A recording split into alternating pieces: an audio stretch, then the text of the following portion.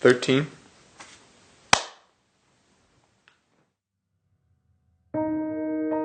Chris Williams, C-H-R-I-S-W-I-L-L-I-A-M-S. Em 9 de fevereiro de 2007, minha família foi atingida pelo carro dirigido por um adolescente bêbado. Nesse acidente morreram minha mulher, Michelle, que esperava nosso 5º filho, meu 2º filho, Benjamin, e minha única filha, Ana.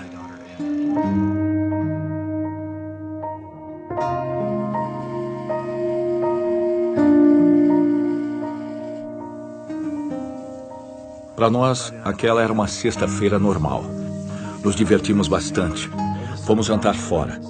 Meu filho mais velho tinha saído com os amigos. Vi os faróis de um carro vindo em minha direção numa velocidade incrível. Tentei desviar, mas não deu tempo. Ele atingiu a lateral do nosso carro. Olhei à minha volta e vi minha mulher, vi seu último suspiro e tive vontade de gritar e chamá-la de volta.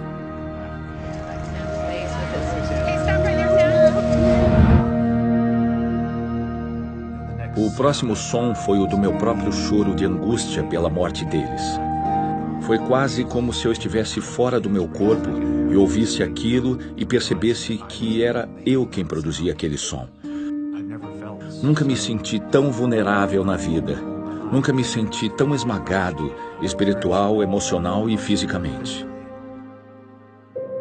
Quem tem filho adolescente fora de casa depois da meia-noite fica apreensivo quando toca o telefone.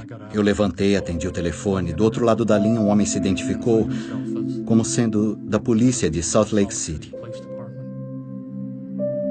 Ele disse que nosso filho Cameron estava bêbado e que tinha se envolvido em um acidente, mas estava bem. Ele disse que nesse acidente 3 pessoas morreram.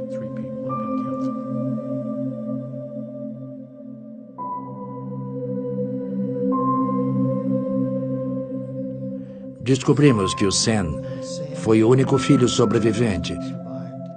Então fomos para o hospital universitário, onde a família do Chris estava.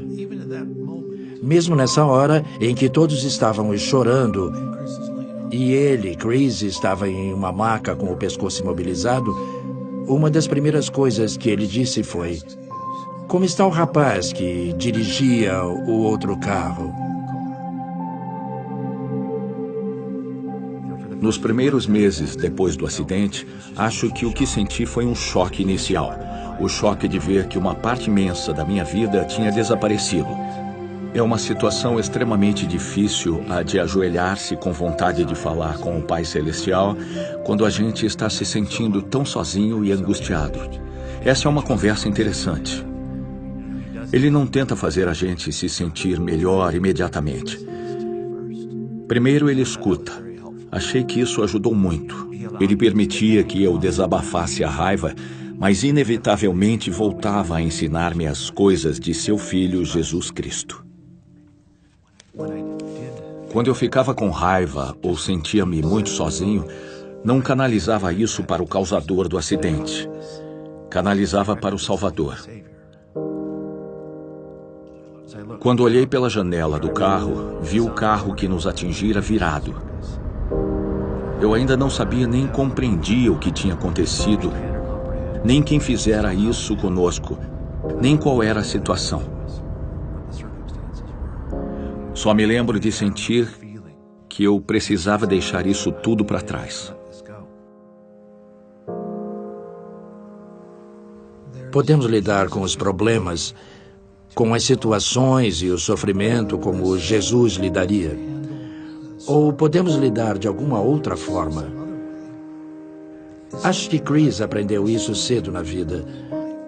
Então, quando a hora chegou naquele carro, acho que ele havia decidido há muito tempo como agiria em uma situação assim.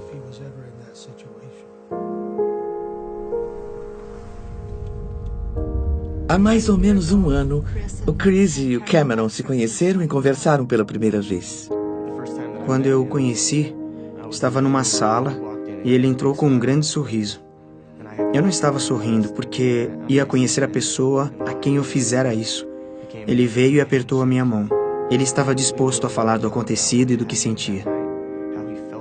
O Chris disse as coisas que o Cameron precisava ouvir sem medir as palavras.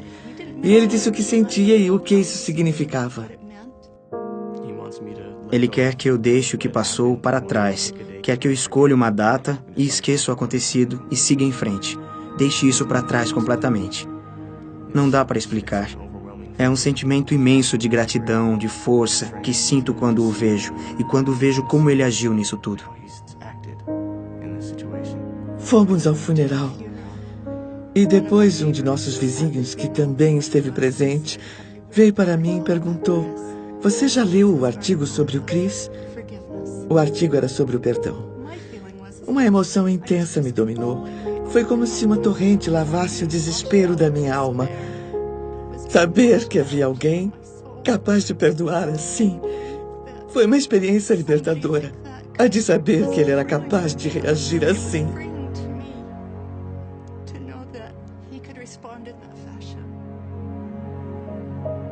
A ideia e o sentimento que eu expressei quando conversei com o Cameron foi simplesmente este.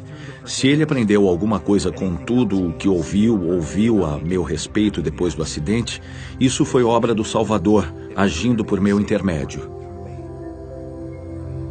Só o que fiz foi deixar-me servir de instrumento através do qual o Espírito, o exemplo, o conhecimento, a inteligência e a luz do Salvador pudessem brilhar. A verdade é que só o que tive de fazer foi não atrapalhar. Quero que ele entenda que eu tive muito pouco a ver com as coisas boas que vieram de tudo isso. Passou a ser ainda mais importante para mim o fato de que ele me perdoou. Sei que ele me perdoou porque conhece a Cristo, tem um testemunho dele e tem um relacionamento com ele. Agradeço a Deus por permitir que passemos por tragédias e provações. Não porque sejam fáceis, nem porque queiramos que aconteçam, mas porque ajuda-nos a amar. Essa é outra bênção maravilhosa, pois nela vi o meu irmão.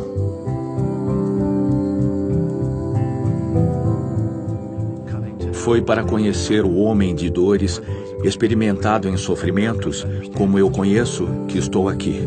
Foi dificílimo aprender essas lições da forma que aprendi. Mas essas crises de tristeza sempre acabaram com a certeza e a esperança de que um dia eu venha vê-lo como ele é. Um dia, com sorte, serei como ele é. Um dia, voltarei a estar com minha mulher e com o restante da minha família. É isso que me sustém.